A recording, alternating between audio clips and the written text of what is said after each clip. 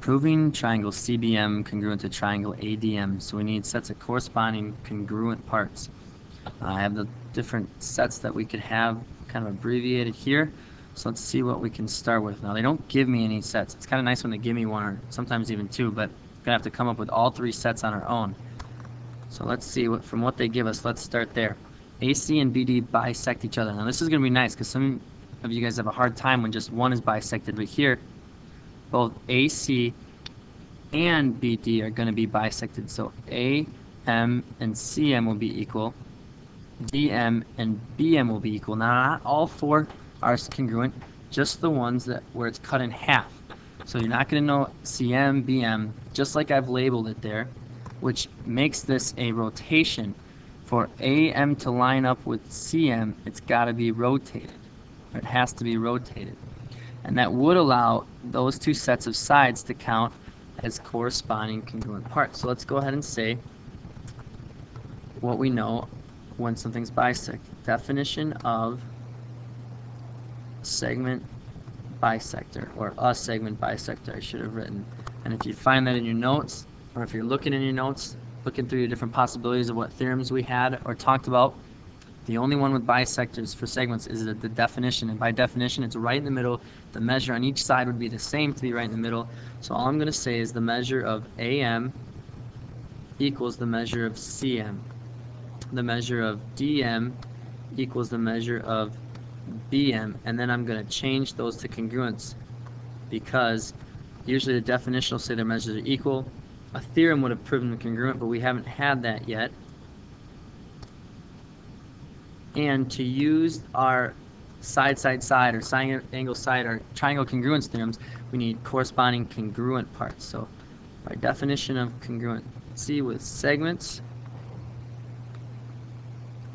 I can change those to congruent. With a segment, there's only one measure. To be congruent, all the measures need to be same. Well, if there's only one measure, having that one measure congruent or equal means that they also are congruent. Gonna label, let's see, I got a set of sides. I got a sides, I already have it labeled in my picture. I think that's all I can get from the given. So whatever else I get has to be coming from what I can figure out from the picture. So look for, do they share a side? We've used that a lot, seems like in the first set of, the first chunk of proofs that we've done. No, they don't. Vertical angles. Do you have parallel lines? It kind of looks like you have parallel lines, but it doesn't say they're parallel. If it was, you could say alternate interior angles. Go back. You do have vertical angles. So if we want to say congruent, it's probably the vertical angle theorem. So vertical angle theorem would say those two angles M and M are congruent. Now be careful. This is a rotation, and you can't just say angle M congruent to angle M. There's four angle M's. You got to tell which ones you're talking about. So let's name it angle AMD, and I name these segments the same way, where A would be rotate around and correspond with C. Notice when I name the segments back in statement 3, A corresponded with C. Notice when they're naming it in the proof and how we need to prove it, C corresponds with A. So here, angle AMD corresponds with angle C. M corresponds with itself. D, either look back up the beginning, B and D, or here how I did it, I did D and B.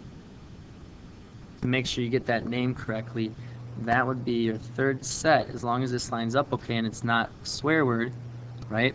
There is no ASS. You need A to be in the middle, or the included angle for those two sides, which it looks like by taking the time, and it only takes a moment to label them, it's very clear now as we get to the end that it will be side angle side made up of those three parts. That allows us to conclude that triangle CBM is congruent to triangle ADM.